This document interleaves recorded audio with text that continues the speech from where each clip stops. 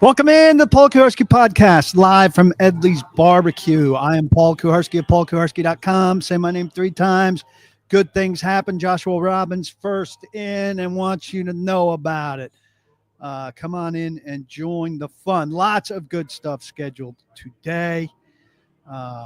Odds for Titans wide receivers. Everybody, or a lot of people, think the Titans have solved their wide receiver troubles by adding people. They have added some intriguing people. Let's look at how likely these intriguing people are to actually solve their problems. Overhype meter. 'Tis the season to hype people up. Let's have some realistic talk about some of these people that are going to get overhyped between now and the start of the season. Let's look at Legarius Sneed's court involvement and the state of his case, where he's facing a felony charge for this shooting incident in Texas. I can tell you that it's not easy to find out what is going on there. I've spent a lot of time on it. I will update you. Uniform ideas are flowing all over the internet. I got a question about somebody's design today, which led me to respond to that. And I'm going to tell you a little bit about what I know about how this procedure works. All of your questions already loading up here. We see Knuckles, Callahan Culture, Sam and Dwayne from the All 22, as well as Josh and Christopher. Good to see you. Spread the word with the retweet. And let's get this party started. Thanks for coming. Steffi complaining about the time. We got to get this back to 1 p.m. His weekly meeting with his boss is at 2 p.m., and he hates only getting to watch for 30 minutes. I blew some of the timing and screwed up producer JT Runke, who helps me each week and is phenomenal. And I thought I sent him a text early today, but somehow I didn't. And then the things which I need his help on, I was asking for too quick a turnaround. So that's my fault. And I don't thank him often enough. He is a tremendous asset for 440 Sports, which this broadcast is a part of. And I call on him for too much, too often, and with too quick a turnaround. Congratulations to his brother, who's graduating the University of South Carolina this weekend. So big shout out. I wish I knew his first name. So that is on me. 12:30 is our regular time, so that should suit your calendar better. Any official undrafted free agent list from the Titans LT wants to know. Won't get that until Wyatt will probably put it out a little bit in advance. And I'm sure there will be tryouts. I think 2 kickers have been listed as tryout guys. They'll probably try out those 2 kickers and then have them compete over these 3 days and sign one to compete with Joey Sly or be a camp body. Or if Sly doesn't work out in camp, then they can go back to the veteran pool.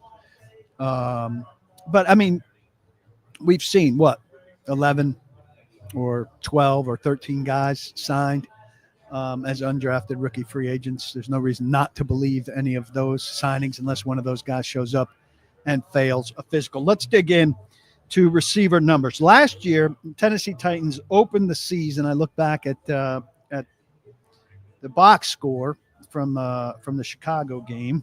I hate to mention the Chicago game.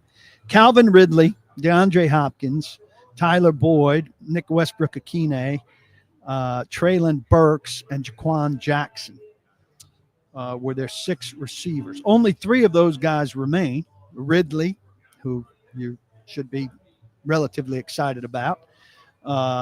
Burks, who's coming off a torn ACL, and it's hard to be excited about even when he's healthy. And Jaquan Jackson, who I think is going to be a 1-year guy. I mean, showed nothing as a receiver and was a very poor returner.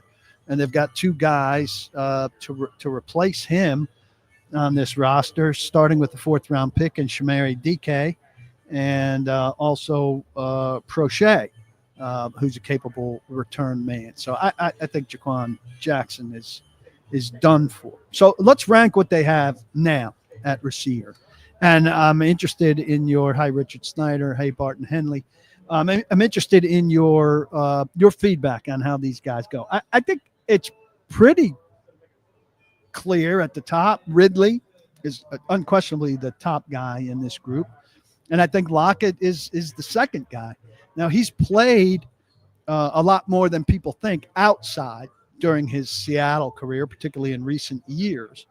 But I do think the Titans see him mostly as a slot receiver, though he can play outside. And I think Alec Iomenor is, to me, destined to have the first shot at X opposite Ridley at Z. I would put Shamari Dike, who I just mentioned, at 4, and then you kind of get complicated. I don't think Treylon Burks is going to wind up being on this roster, but I think if and when he's healthy and back out on the field, and I think they've said they're optimistic about him for training camp. Correct me if I'm wrong. I would put him in the 5-ish range on this list right now, and Bryce Oliver at 6. And to me, that would be about where you'd stop, right? 6 with DK as your primary returner, and then you'd have a secondary returner on your practice squad. All right. After 6, I don't know how they feel about Colton Dowell. I mean, the guy is a worker. He's everything you want, but he's not, connected to this regime.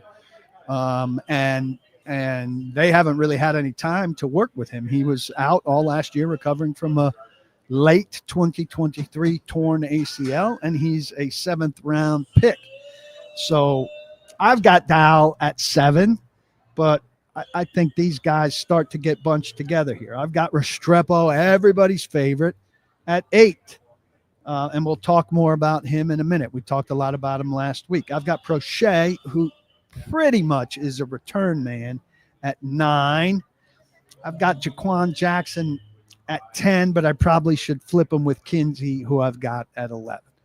We can work our way back from 11. Kinsey, who I wrote about last year, has achieved his pension, which was what he was really going for. I've forgotten Van Jefferson, Chris Judkins points out. So I've already complicated things. And Van Jefferson would be 5th. Van Jefferson would be 5th. So Ridley, Lockett, Iomenor, DK, Jefferson, 5th. Burks, 6th. Oliver, 7th. Then Dowell, Restrepo, Prochet, Jackson, Kinsey. Thank you, Christopher. That was a bad forget. Jefferson, Barton says, versus Iomenor will be battling for a spot. I don't think for a roster spot. I mean, Iomenor is on the roster. These 4th-round picks are on the roster. And so I'm thinking there, I don't think Burks makes it, right? Unless these other guys are really bad, and unless Burks does something spectacular, I just don't see how you count on Burks. Maybe I'm crazy, but all right, maybe you're starting then with a list of 7: Ridley, Lockett, Iomenor, DK, Burks, Jefferson, Oliver. All right, or maybe Jefferson gets sliced out there if the rookies look good. Then you've got trouble if you're Dowell, Restrepo, Prochet. Jackson, I don't think makes it. Kinsey, I think his time is up. I think Restrepo's ideal scenario to me is that he replaces Kinsey. It's a practice squad guy who's got a shot if he really takes off at being a guy next year. And the thing is, everybody thinks, well, his connection with Cam is so big. When you qualify in the depth chart where he is, Cam is not going to be throwing to him. He's going to be thrown. He's going to be catching passes from Levis, from Allen, from Boyle, God forbid. So it's going to be a heck of a thing to sort these people out. Now, the thing about these receivers, though, is, and Nick Suss, who's great with working numbers here, points out, and this is what I've been saying all along, and I want like hell for fourth-round receivers to pan out. But this is why they have to take people earlier. In the last 10 years, Nick Suss counted 259 day 3 wide receivers, 4th round, 5th round, 6th round, 7th round. Wide receivers, 259. 17 of them, 6.6%, have caught 475 yards worth of passes as a rookie. He picked that number because that's roughly what the 100th best wide receiver in the league would do. And the 100th best wide receiver is roughly a quality number 3 wide receiver. Okay? 6.6%. Odds are really long of rookie production that qualifies as a good number 3 wide receiver. If you take that guy in round 1, odds are 61%. Now, we know they were taking a quarterback in round 1.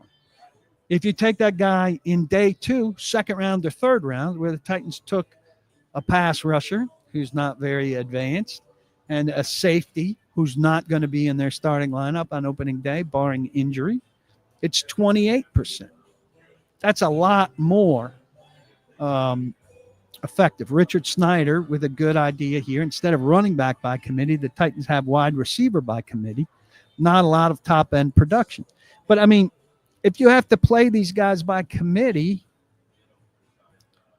I don't know. I mean, even though it's not top-end production, I mean, are they so narrow? You're saying, like, well, DK's got such a limited skill set that you could put him out there and get this out of him. And Io Manor, you can get this out of him. Stuff.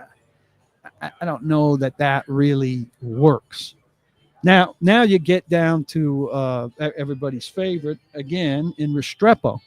Out of undrafted rookies, there have been 413 undrafted rookies, receivers.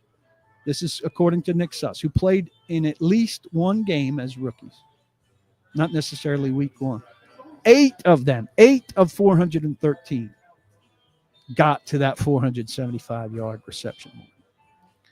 So the odds are stacked against most of these Titans guys. That's why there might be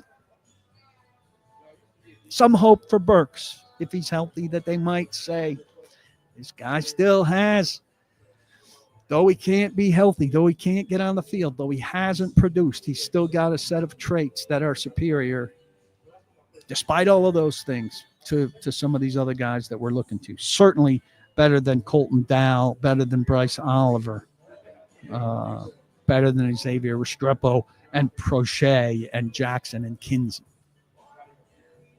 Jack, stating opinion is fact, which is one of my favorite things, says Restrepo will make the cut. Burks is on PUP and should not count against the 53. Well, that's at the beginning. But eventually, you have to take him off PUP when he's healthy. You can't just keep him on PUP forever. When a guy gets healthy, you've got to make a move. Shouldn't we have seen Cam, this is an aside, Ryan Fick says, in a Titans uniform by now? Don't they do usually? I mean, he's going to be in uniform in the next couple of days. That couldn't be anything I care about. No offense, Ryan. Less. Like, I'm not the kind of guy that's like, even if I was rooting for the team, like, got to see a guy in uniform. Chelsea signs a guy, I don't have to see him in uniform. When he plays, I'll see him in uniform. I believe, Richard, that yes, Lockett will play primarily in the slot, though he has not played primarily in the slot in the later stages of his Seattle career. And I'm not, Jack, in any way supporting Treylon Burks. I am merely showing how, while the Titans have a lot of new bodies, they still don't have anything close to proven productive talent. And so they're putting guys out there, and maybe one of them takes off. But the odds that you're getting 2 fourth-round picks and an undrafted rookie to come in and be, you know, these big producers and effective wide receivers that people seem to expect is, interesting. Here's Nicholas, who says, how did 5th-rounder Kyle Phillips get so involved in 22-23 to lose effectively 3 different games for the team with his fumbles? Well, he was drafted, first off, as a return man as much as a slot receiver. He failed miserably at the return man job relatively quickly. I think his second game when he hurt his shoulder, if I'm not mistaken. The guy was, and here's another cautionary tale. The guy was ridiculously good practice player with his short area quickness. Ridiculously good short area practice player. And it didn't really translate to games. And then he got hurt like crazy. And it's perfectly possible that Traylon Burks is never healthy again. William Young says this is his last chance to make money. It certainly is. But and money is certainly a big motivator for a lot of guys. But that doesn't mean that he can do the things he needs to do in order to make money. And Burks to the practice squad, I don't think that they're going to do that. If you get to the point where you're going to put a first-round pick going into this fourth year on the practice squad to have him handy for later, you're cutting him. That's not a process that works. Yeah, Barton says the Burks-Boyle connection is going to be lethal. Whatever you say about Burks, I mean, and Burks hasn't made plays, but I think he's made more plays than Boyle. Boyle is you guys know me. I mean, Boyle is just an awful, awful player. See, here's C. Rich is saying this. If Cam doesn't show potential in year one, it won't be because we have a below average receiver room. But what about this receiver room screams out to you that it's above average? I mean, it's better than it's been on paper. But again, Ridley is a good number two who's got some skills. He is nowhere near top level wide receiver in the NFL who's like a sure thing. He doesn't get to the right spots sometimes. You hope he builds quick chemistry with Cam, but it sure took him a long time to build chemistry with Levis. You can put that all on Levis if you want, but a share of it, at least 50% of it, was on Calvin last year. And I think Calvin admitted to that at times. You know, even after he got going, there's a crucial play in a late game where he was on a 3rd and 4 and he ran, or 3rd and 5, and he ran 4 yards and said he thought there was a guy there and there was no guy there and he's got to be at 7 yards. That's not what happens with Justin Jefferson. That's not what happens with the best guys in the league. So you're a notch down already at number one. Lockett is over 30 years old and was on the market for the entire league. Got signed a day or 2 days before the draft. And after that, you have all unknowns, 2 4th-rounders. Van Jefferson, whose yards per route run is like one of the lowest in the league. Bryce Oliver, who's done nothing yet, you know, nice and promising. Like if he was a promising guy amongst good receivers, you'd be excited about it. But he's a promising guy among a bunch of promising guys. Dowell is coming off an ACL and hadn't done anything yet. I don't understand how you can say if Cam doesn't show potential in year one, it won't be because we have a below average receiving room. Who's proven in this receiving room? Ridley's proven, but not to be great. And Lockett's proven, and he started to turn the corner towards being old, though he's been productive and he's out there. Neither one of them is a hugely dynamic, great receiver that we see quarterbacks thriving with. And any of them, Terry McLaurin that Jaden Daniels had, is any of them Nico Collins or Tank Dell for C.J. Stroud? And they just drafted high receivers, including, Jalen Noel, who the Titans couldn't get in the 3rd round. I think it's a major overstatement there. Gary, how are you? Good to see you. He says, while I believe the Titans pulled off a very good draft, edge rusher was at the top of the list with needs and was addressed by the drafting of Oladejo with his lack of production at UCLA. Was it enough? No. I mean, their edge position has talk about not dynamic. I mean, the receiver position is really dynamic compared to edge. Arden Key's the most dynamic edge rusher they have, and he's a bendy, light edge. Everybody else they've got is heavier. Dremont Jones, heavier. Oladejo, heavier. They want to be heavier and more physical, clearly. at the spot. Lorenzo Carter, also a bigger guy. Any of these guys had any major success as pass rushers? I mean, Key is streaky and has some moments. But outside of that, they don't have anybody that can rush the passer with any regularity.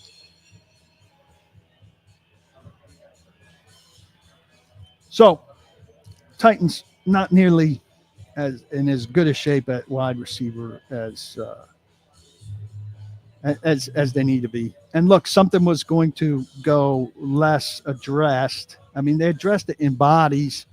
They don't have blue chip talent there. They don't have blue chip talent at either of the spots that they needed to get substantially better at, wide receiver or pass rusher. And that's a problem. That's why this team's not going to be making, huge strides. Edley's Barbecue. Can you smell it? This place is terrific. I am at Franklin in Berry Farms. If you take the Paytonsville Road exit off 65 south of town, it is just a little bit off the highway. It's a terrific location. Service is terrific. The price is very reasonable. The portions are hearty. And I've taken a turn. I started addicted to the burnt ends, which I still like a great deal. I moved to the fried ribs, which they don't always have, which are phenomenal. And lately I've been getting the avocado plate, which I think is a healthier choice. It's got kind of a 3-bean salad and some salad and a really nice avocado. And then you can get whatever meat on it you want. So sometimes I get brisket. Sometimes I get pork. Today, if I eat on my way out of here, I'm going to get chicken on it if you're curious about my menu. You can also go to Edley's in Franklin, at the factory, at 5 Points in East Nashville. Sylvan Park is a great location. Donaldson, Gallatin, 12 South, Nolansville. Last week, I promised Dwayne that I would send the clip of him pleading for a location in Clarksville directly to Will Newman, the owner of this fine chain of establishments, and I did. And Will Newman was flattered at the request, and I sent back word to Dwayne that Clarksville is a location that is under consideration for Edleys, amongst several others. So I'm not surprised that Edleys is going to continue to grow and that there will be more locations, and that Clarksville is one of the places that you might expect to see an Edley's open sometimes in the not so distant future. Edley's Barbecue, you cannot go wrong eating here. Bring a friend for a business lunch, grab a buddy to have a beer over lunch, bring your family for dinner, make it top of mind. They support me and this podcast in wonderful fashion. Will Newman is an absolutely great guy. Support them, please. You can't go wrong. There's not better barbecue in town, and we know it's a great barbecue town. So thank you all for that. Let's talk about overhyped players. This is the overhyped season. They're in phase 2 of OTA workouts. We're not going to really see any of that, except Saturday we're going to see Cam Ward make some throws. The video of the throws that we're going to see is video during an individual period before there's any team stuff. And that video is going to be of Cam Ward making throws to equipment men. And you're going to see that video, and some of you are going to go berserk when he makes a good throw to an equipment man. Get fired up if you want. But remember, it's a throw to an equipment man. And we'll see Kalel Mullings make a great run, against pads and coaches holding pads. But we'll see his footwork and him put a shoulder into a pad and that sort of thing. So an open hour-long rookie minicamp practice can only show us so much. But this overhype meter is also for OTA workouts phase 3 that are coming up in later May and into June, and minicamp, and then for training camp. And it happens every year. And so I'm here to count down the 5 most likely to be overhyped players for the Titans. And I invite you to chime in with who you expect to be overhyped and whether you'll participate in the overhype and be pressing the gas on this, or whether you are will be more like me and tapping the brakes. Now, there's no big reveal here as we count down to number one. Cam Ward is going to be the most overhyped guy, and it's understandable. He's the number one pick in the draft. He's the player that they're hoping is the franchise quarterback, and we're going to very closely be watching everything that he does, and with good cause. Now, will the breakdowns be over the top? Yes. Will a great throw be made too big a deal of by supporters or people who are latching on to the train? Absolutely. Will a bad interception or a fumble be made much too big a deal of by detractors? Absolutely. Am I here to try to be a governor of all of this? Yes. Yes, I am. So Cam Ward, number one on the list of players that will be overhyped. But now we're going to go to number 5 and count down to number 2. So number 5 on the list of overhyped is Bryce Oliver. Now, I know there are a lot of other receivers to look at, but Nashville has a long history of picking a receiver with some promise and latching onto him and expecting him to become at least Drew Bennett or maybe Derek Mason, but possibly Jerry Rice. Always hope for a fringy, long shot wide receiver. Now, he's got a chance to be the new Nick Westbrook-Akine. He can be a guy who's in the right place at the right time with more ability to separate because he's faster. But he's going to be competing, as we said early, at best for the 4th or 5th slot.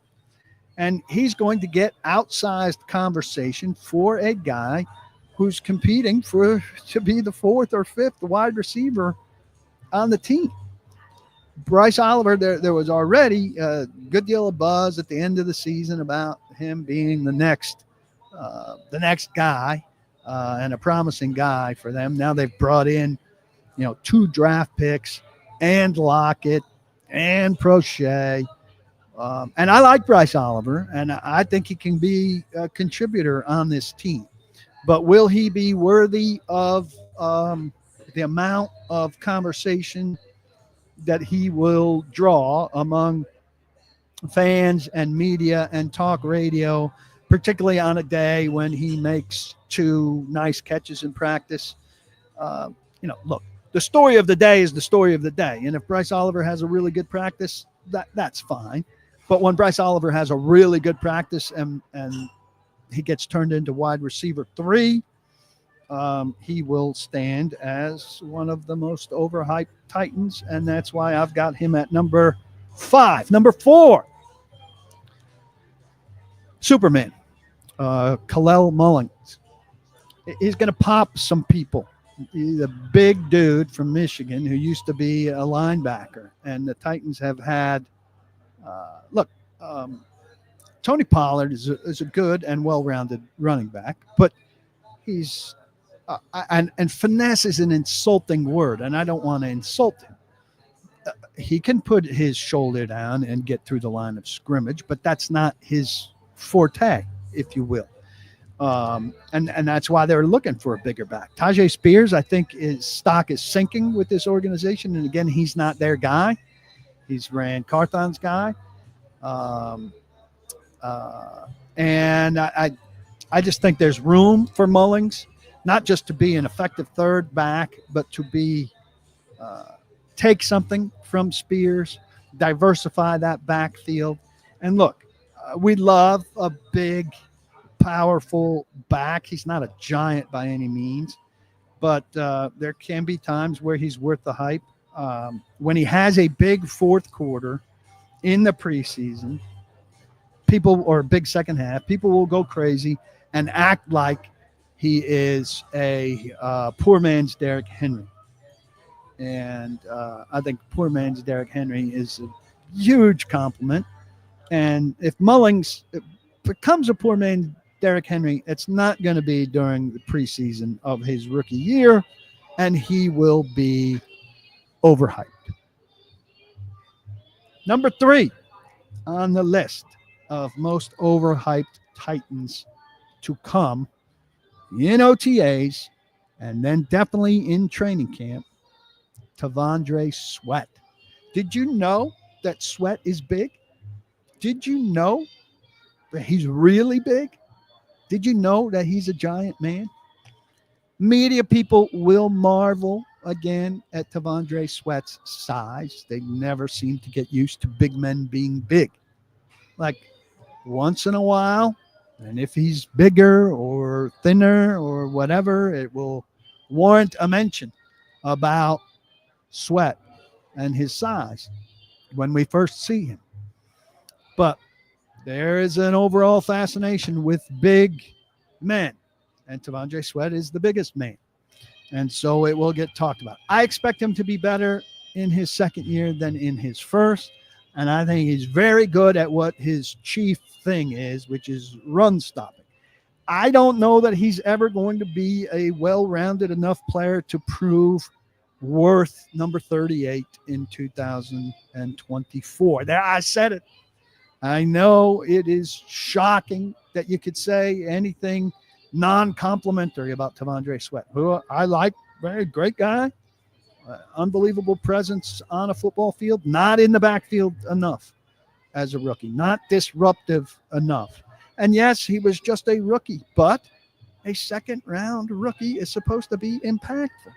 That's why drafting T'Vondre Sweat was a little sus, and drafting Femi Oladejo, Joe, is a little sus because they're not impactful enough out of the gate. Yeah. And guys are pointing out here in the comments, he's called Big Sweat. He's called Meatloaf. He's got a nickname. The media will do a lot of goo goo gaga, and fans will be right in line. That's why T'Vondre Sweat is the third most likely overhyped player on this team. Number 2, we've talked a lot about. I'm going to run it down again. Xavier Restrepo, undrafted rookie free agent. Everybody seems to prefer already to Chimere Dike, 4th-round draft pick. Alec Iomanor, 4th-round draft pick. Hell, put him ahead of Tyler Lockett. Why not? 10-year veteran who comes in old but knows what to do. Restrepo, unbelievably productive at Miami with Cam Ward. That's all it takes, apparently, to make the guy unbelievable. More yards in his Miami career than Santana Moss, Reggie Wayne, and Michael Irvin. You cannot, that's nothing to look down your nose at. The guy is phenomenally productive at Miami. We've argued about his speed here. He ran a 4.8, had some kind of hamstring issue, so maybe it's more like a 4.7. We've said, yes, Jerry Rice and Steve Largent and many other great receivers were not especially fast. Jerry Rice ran a 4.7. Let's not connect the logic that because Jerry Rice ran a 4.7 and he was great, that Xavier Restrepo ran a 4.8 and he's going to be great. If it applied that way, the league would be loaded with 4.7 and 4.8 guys who were great. It's an exception, not a rule. Restrepo had a 3.89 RAS. That RAS is a number that encompasses all of your athletic traits. 10 is the top. There are not a lot of 3.89 wide receivers in the NFL. And there are not a lot of 3.89 wide receivers in the NFL who are productive successes. I've watched more of him now than I did last week. And even on his highlight reel, I don't see this high-level quickness that everybody's telling me about. He can get open, particularly against zone. He has a knack for getting open.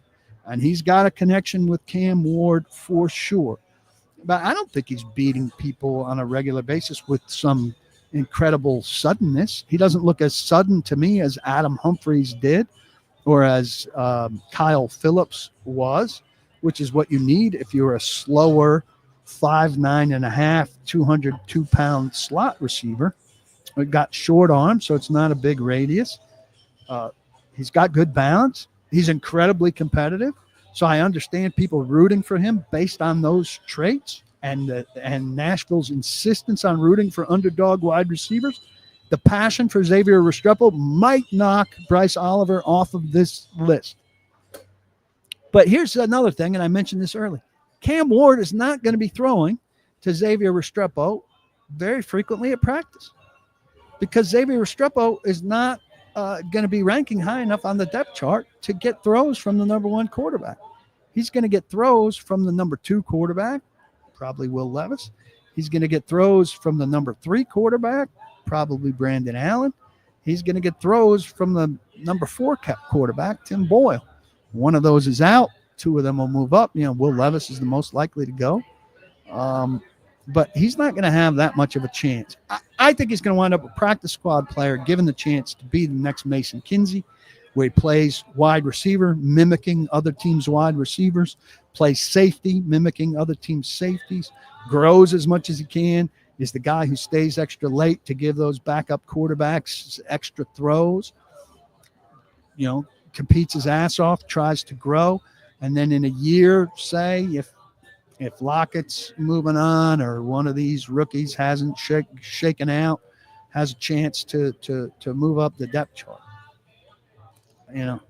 I have trouble getting him on the 53-man roster with some limits.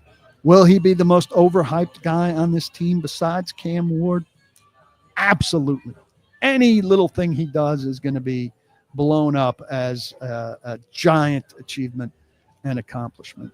And jump on, root for the underdog, and go crazy. This is the Paul Kuharsky podcast. I am Paul Kuharsky. You need to join paulkuharsky.com. The best insight and analysis you're going to find on this team. Great stuff from James Foster, from Blake Bedingfield, that you're not going to find anywhere else. And look, I'll use the Legarius Sneed story, which I'm going to talk about as an example. I'll give you some inside baseball. Nobody's kept up with the Legarius Sneed case. And there's a good reason why not to keep up with the Legarius Sneed case. You had to deal with Carrollton County, Texas police. And from Carrollton County, Texas police, you had to go to Dallas County's DA. And then the Dallas County DA sent you back to the Dallas County police, who sent you back to Carrollton County police, who sent you to Dallas County courts, and round you went, and nobody's answering their phone, and then maybe they don't answer their email, and then it takes you 3 days to get an email returned, and round you go. And Carrollton, Texas files their charges to Dallas County if it's over a certain level misdemeanor. And then when it's over a certain level misdemeanor, if you get arrested, you get sent to Dallas County jail.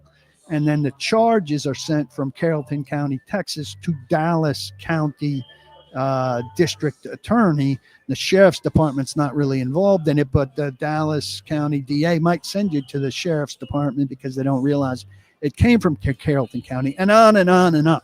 I made 15 to 20 phone calls to get all of that straight while searching all of the documents for the civil case. So whether you care about all of that, all of those machinations, and you probably don't, I'm just pointing out that at paulkuharsky.com yesterday, you got a summary of the Legarius Sneed case. And you now know that he's awaiting a grand jury decision as to whether to indict him on the felony charge of aggravated assault with a deadly weapon or not. And you know that the status of his civil case is that on April 21st, his lawyer filed an answer to the claims against him, saying he says he did none of this stuff he's accused of doing, and that the guy he was with, who's not really his associate, did all of it, if any of it happened. And that he's got a court date planned on June 2nd, though these dates move a lot. You're getting that at paulkuharsky.com.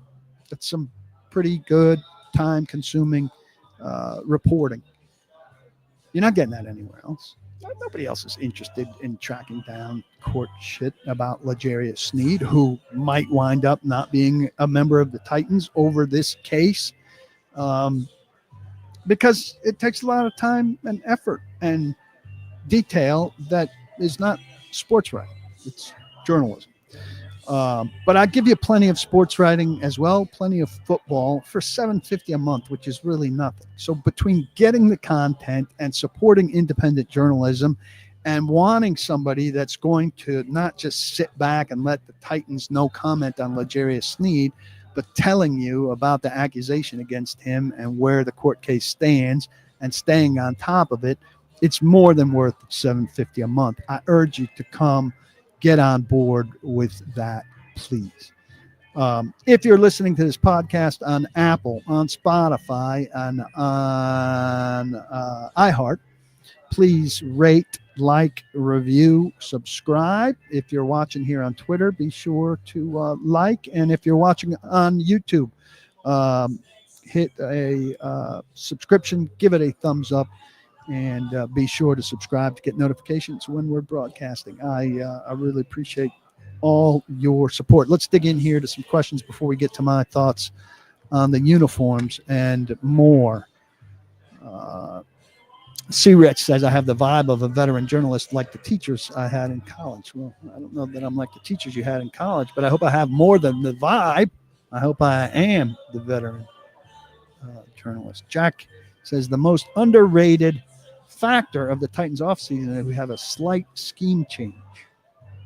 Callahan is going to twerk the offense for Ward, supposedly. What does that look like? We don't know what that looks like yet. But obviously, he's got to mold an offense to fit the skill set of his new quarterback. That is the charge of a coach, is to manipulate things to best fit your best players' skills. And so we're going to find out more and more about what that looks like. He is a good quarterback, has been a good quarterback in terms of getting the ball out quick, which is something that Callahan likes to do, but also periodically extending plays. Skoronski had a good line last week about, we like that he gets the ball out quick, but at times we understand it's offensive line be damned because he's able to extend a play. And so what needs to come together all at once is this better protection that comes from 2 veteran linemen that they added, 2 highly drafted linemen who should be significantly better further along in Bill Callahan's system, and these receivers that we're talking about who are unproven but bring better skill sets than what the Titans have had previously. So we will see. Callahan needs to fly into Miami and get the used playbook immediately for Cam. They certainly have and are fully aware of what Miami did with him.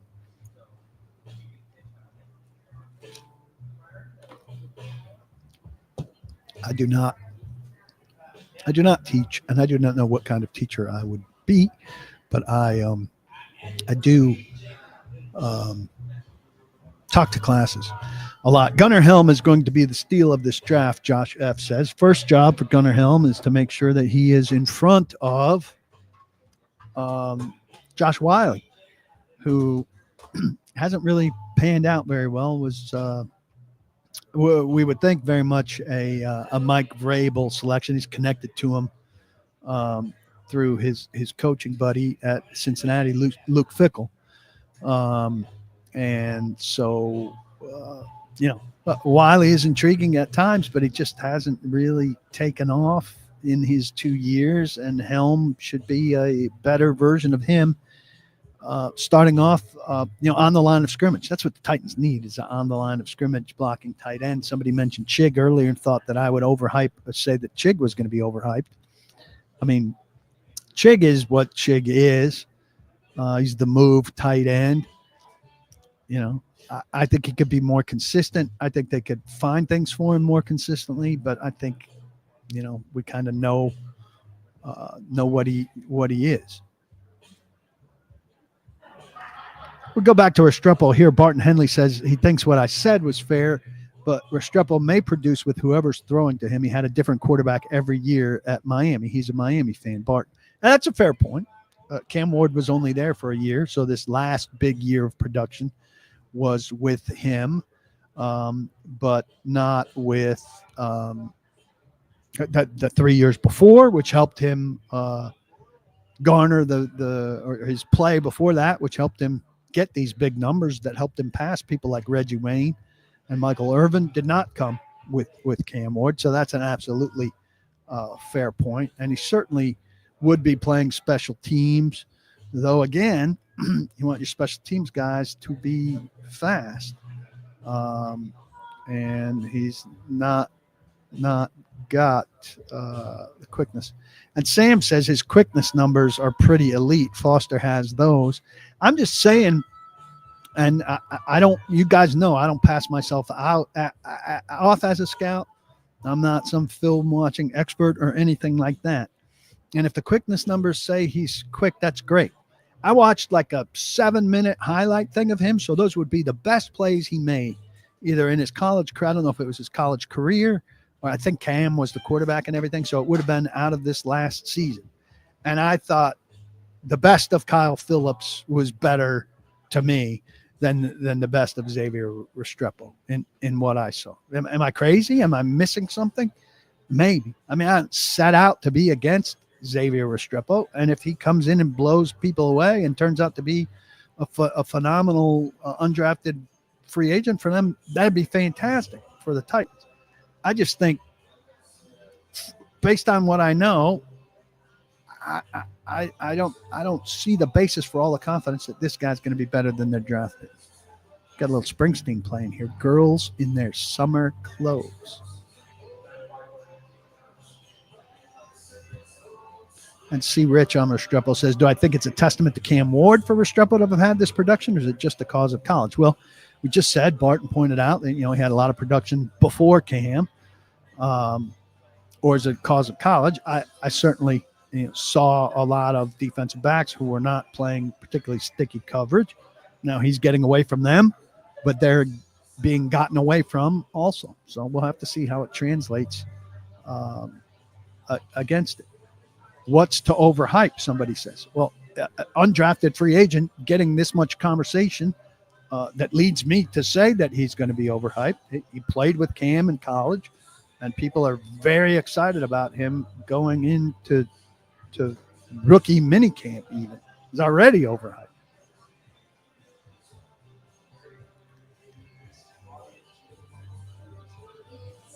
C. Rich thought the list was amazing. Such a PK list. Thank you. I appreciate it. I will look for similar lists.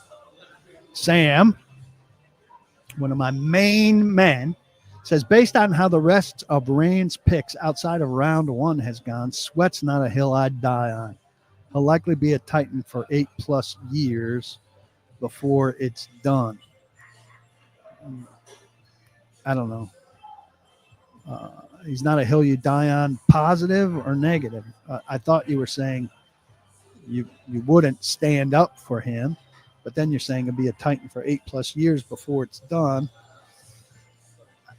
I don't know if I pay huge dollars for a guy who seems like he's going to be, to me, a one-dimensional, or mostly one-dimensional interior run defender. I think you can find those at first contract prices. Is that crazy of me? I don't love the value of that pick at 38. I don't love the value of that pick on a second contract and what he could draw. And I'm not demeaning or diminishing the importance of a big interior run stopper. But I think you can find a big interior run stopper who's not quite that big. He's got great feet and all of that. But isn't there a guy in the 3rd round or the 4th round in the last 2 drafts who's a good run stopper, who might give you a little more in terms of getting in the backfield against the quarterback? Or if he doesn't, you haven't spent pick 38 on him, or he wouldn't be in line for the second contract that the 38th pick in the draft might be, which is more reliant on his production for sure.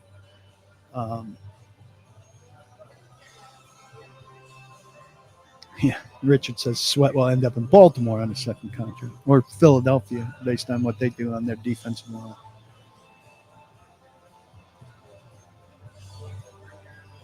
Jack Ripper says, no Titans are overrated. Maybe Ward. Everybody, including you, me, Paul, has zero expectations other than 5 games and Ward struggling in his rookie year. Well, I would disagree with that. Jeffrey Simmons is overrated by a lot of people. A lot of people think he's up there with the top interior defensive lineman in the league. I don't think he's played to that level in the last couple of years, maybe since the second contract. He's been dinged up most of the time. A lot of people, or a segment of the population, Titans population, regard him as a big-time leader.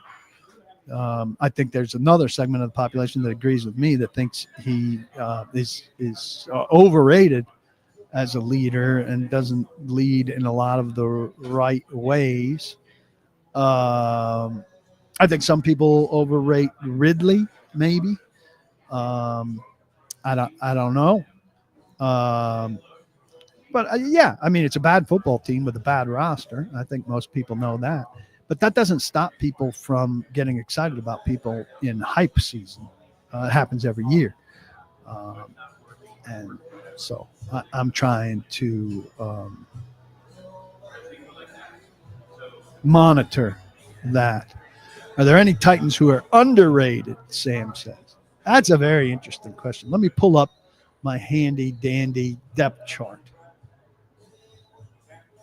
I mean, I don't know that Roger McCreary is rated, but I think I like Roger McCreary's game. I think Amani Hooker is probably, and I don't really like the overrated, underrated thing. I think it's kind of a crutch conversation thing. But I think if Amani Hooker was a regularly healthy guy on a team with a higher profile, I think he would get more attention. That's the first guy that probably comes to mind for me. And maybe really the only guy on the Titans. I would go Amani Hooker. How is that for a fair choice?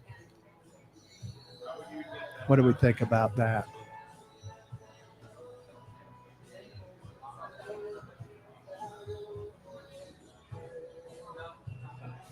Big Jeff, not taking a shot or being sarcastic, says Brandon. That's fine. How does Jeff not lead in the right way? Jeff is very happy and positive when they're winning, and when they're losing, he doesn't tend to hold himself publicly to account. He pronounces that nobody runs on the Titans, and then when people run on the Titans, he tends to say, well, they just broke out for 2 75-yard runs, and if you take those away, that's 150 yards, and then they only ran for 80 after that. Stuff like that, which isn't like, yeah, we played bad run defense today, which he should say more easily when they do it. I don't recall very often hearing Jeff Simmons say, my bad, or I didn't do well enough today, which are things that leaders say. The best leaders who know that everybody on the team has their back and considers them the best player on their unit or one of the best players on their unit tend to, in my experience, take blame, take an oversized share of blame to take pressure off the rest of the team. Steve McNair was the biggest example of this. Everybody knew that Steve McNair had mostly crappy receivers for the entirety of his career. Yet when the passing game went poorly, and it was clearly because he didn't have weapons, he would take the blame on himself. Now, everybody would take that as a great sign of leadership, knowing that it wasn't his fault, but he was trying to deflect things off of other people. And I don't think Jeff really does that. He's very sour. He doesn't handle any kind of criticism or critique well. He likes to get his ass kissed by everybody in the organization. Multiple times he's said, that's not me. When he's accused of Marshall Yanda accused him of spitting on him. He didn't really address it, but the tone of what he was saying in the organization is that's not me. When he's accused of swinging punches at the Bills in the tunnel up in Orchard Park, it was kind of a that's not me.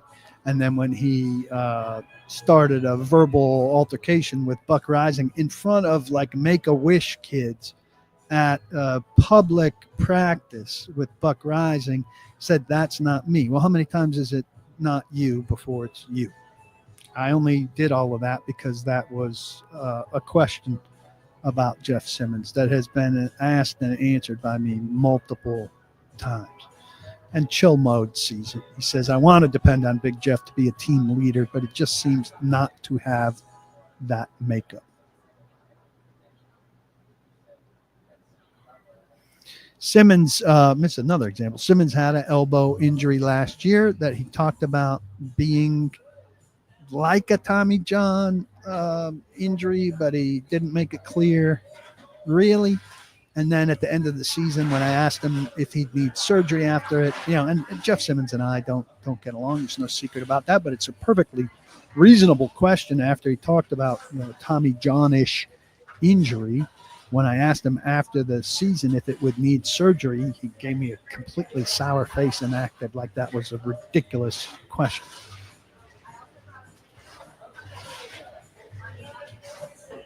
All of these times for a Welker, and an Amendola, and an Edelman are substantially faster than Restrepo's time, even if you round up Restrepo's time for the hamstring. And again, I haven't read up, and I should maybe more on the conditions of Restrepo running this 40, but I don't understand.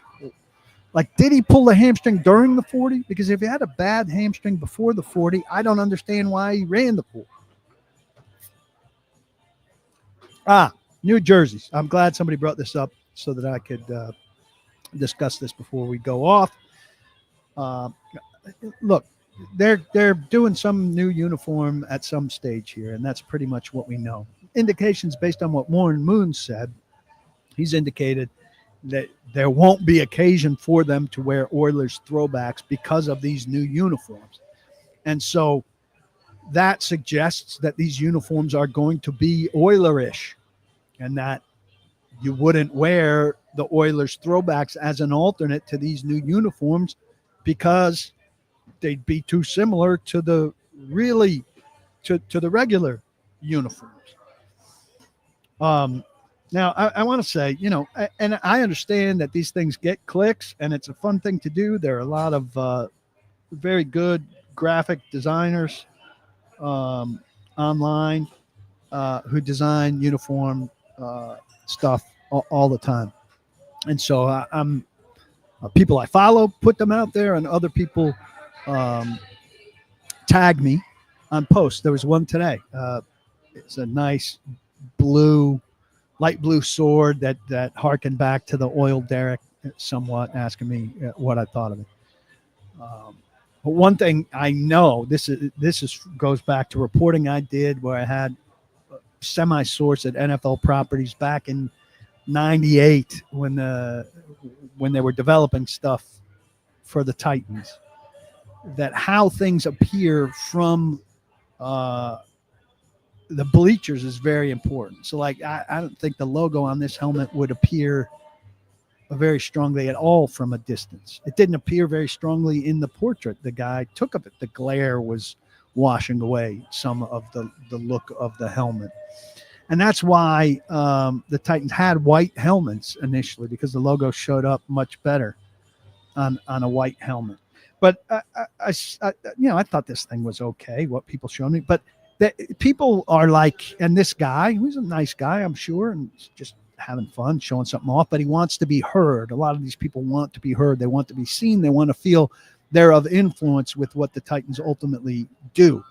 But what the Titans ultimately do will be really, they can make a lot of suggestions and say what they want to see, but it's NFL Properties that ultimately makes these decisions. And NFL Properties that will ultimately put, 4 things in front of Amy and say, well, what do you like about these 4 things? And we'll narrow it. and that's who Amy and the Titans creative people will be working with NFL Properties. But NFL Properties is pretty heavy-handed about it has to have these features in terms of looking, looking good from the upper deck and being visible, looking good on TV, having these kind of features that every uniform has to have, all of that kind of stuff. And so I don't think anybody's really paying attention to things that are going to have that sort of influence. NFL Properties manages these things very tightly. I'm really pretty confident that they're not looking for or looking at fan ideas. When they were coming up with that Titans name and logo and uniform, there was a ton of fan stuff floating around, and none of it, from what I could tell, had the slightest bit of influence on what they were doing. Now, many people are much more equipped to offer more and better ideas, but it is very much a closed shop of a billion-dollar corporation. And I just don't keep putting your stuff out there. Maybe it catches somebody's eye or whatever. But I don't think Amy Adams Strunk is looking for uniform ideas on Twitter. And I certainly don't think NFL Properties is influenced by that. They have a team of graphic designers whose job it is to come up with stuff, not find stuff on the internet. Zen Sports is about to be VIP Play, which launches soon. It's going to be the premier betting experience where everybody plays like a VIP. Sweepstakes every month for a $10,000 bet, a bonus bet. You get one entry for every dollar you bet. That's 10 times each dollar you bet in a parlay. These sweepstakes have huge prizes. VIP Play will also have more offerings than anyone. You've heard sites offer live now. You go on there and it flashes something at you that, hey, look, this stuff's going on that you could bet on right now. Well, at VIP Play, it's going to be live always because they've got 200 leagues that you can bet on. It's 24/7 VIP support, really dynamic offerings in the bets that you can create. It'll be way different than anything you're used to on any other app. Specials for members of paulkuharsky.com, all 22 members, especially. I don't know, some of you guys are in here. Get ready. It is going to be a lot of fun. More to come on VIP Play. Gambling problem? Call 1-800-889-9789. Terms and conditions apply. You must be 21 and over in Tennessee to bet. Legarius Sneed, I just want to get back to that. The personal conduct policy, could it mean a suspension that holds him out? These things tend to move slowly. This case was December 6th of 2024, and they haven't even gotten to a place where the DA has sent it to a grand jury. So it could be slow. Civil case could have a bearing on what the league thinks about things, but it's the criminal case that really is the big concern. So, you need to be ready to be without Legarius Sneed because of injuries. And so in being ready to be without him for that, if you happen to be without him for any kind of suspension, that'd be the case. As well, Marcus Harris is the least talked about guy in their draft class. But there could certainly be room/need for him in the Titans cornerback room based on Legarius Sneed's availability or lack of availability. And certainly hope Legarius Sneed didn't do what he's accused of doing here, because it's pretty awful.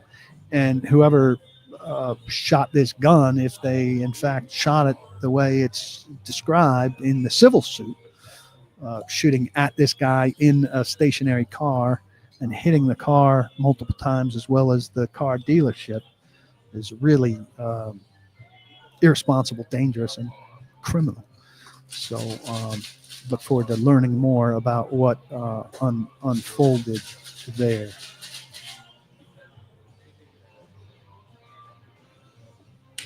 Stubby says I'm the most negative person. He wants me to have a bright outlook on a team that won 3 games, hasn't proved capable of hiring competent people, has owner that has disappeared like Homer Simpson backing into the shrub. I don't know what exactly Stubley wants me to be positive about, if he's in fact talking to me here in the comments. But if you want cheerleading and rainbows and sprinkles, it's available. It's just not regularly available here. And I don't know why we're throwing around stuff about DEI. This is a non-political place where we talk about football and not all this other bullshit. So if you want that other bullshit, there's plenty of places for that as well. Do I think these new unis will drop before 27? I doubt it. They take a long time. Though Moon has talked about seeing some kind of mock-up, that could be an early mock-up. I don't know. Does it make a lot of sense to unveil uniforms for 26 when you're a year away from moving into the new building and you could really hype it up all with the new stadium like Sam's talking about here? It would make more sense for me to launch it all together. But I don't know. I'm kind of surprised to what degree people consider the current uniforms failures. I don't love them. I'm not a big uniform guy. I don't really care. I mean, but then again, the team I root for has the best uniforms in the history of uniforms. But I just think I'm surprised at how much people are into that. I don't know what Sam's question about Washington had. Christopher, so I'll find one or two more and we will call it. Borgonzi talking about Sneed just said, we issued a statement and we don't really have anything more to say about that. They won't talk about that. Yes, Brandon, pretty sure that Moon's not talking about these rival uniforms. I initially thought that he was talking about them just changing to light blue as their primary dark, so to speak, color. And people who were paying more attention to the uniform part of Moon while I was tweeting stuff about the Cam Ward part of Moon, said that it was clear to them that he was talking about something bigger. And I think then when he spoke to Kay Adams, who sold it like she had a massive exclusive, was talking about the same thing. Sam, I'm a New York Yankee fan. I mean, they invented pinstripes. I don't see how you could argue that they don't have fantastic trend-setting uniforms. Barton guarantees that Amy Adams Strunk was present when talks were had about Simmons being traded. I don't know that she had to be present. I don't know that there were any talks about Simmons being traded. Jack wants more red in the uniforms. I kind of like the idea of there being a little bit more red. The return of beards for the Yankees, I don't like it, and I don't like that Devin Williams led the charge and can't has lost them 3 or 4 games single-handedly. The last night he got him out of the inning and he threw a parade like some of you people will throw for Xavier Restrepo if he makes a catch in the preseason. I have no idea if Cam Ward is using that virtual reality stuff. I'll look into it. Drifting more to a light blue and red is exactly what Houston seems to be doing. Well, if Houston gets there first, I don't think the Titans want to look like they're the team that Amy considers their arch rivals. Do I think the O-line room has improved under Bill Callahan? What's the morale of the O-line room compared to other years? Morale of rooms is such a non-thing in April and May. I think the room has improved now that they have better people in it. I think they overestimated what they had last year, and it was ridiculous. So we've got that going. Hey, we've got 10 minutes of bonus content here, which means we had a really good conversation. I appreciate all of you coming. Be sure to eat at Edleys. Be ready to download the VIP Play app. I will alert you when that becomes widely available. I appreciate so many of you coming and staying so long and all of your good questions. If you are not a member of paulkuharski.com, support local journalism and get access to everything at the site. Got a couple good things in the works that you are definitely going to want to read unfettered. So come join that. I appreciate all of you. I hope you got a good weekend ahead. Stay tuned for review of rookie minicamp practice on Saturday. Don't block the box, and be sure, please, to lock your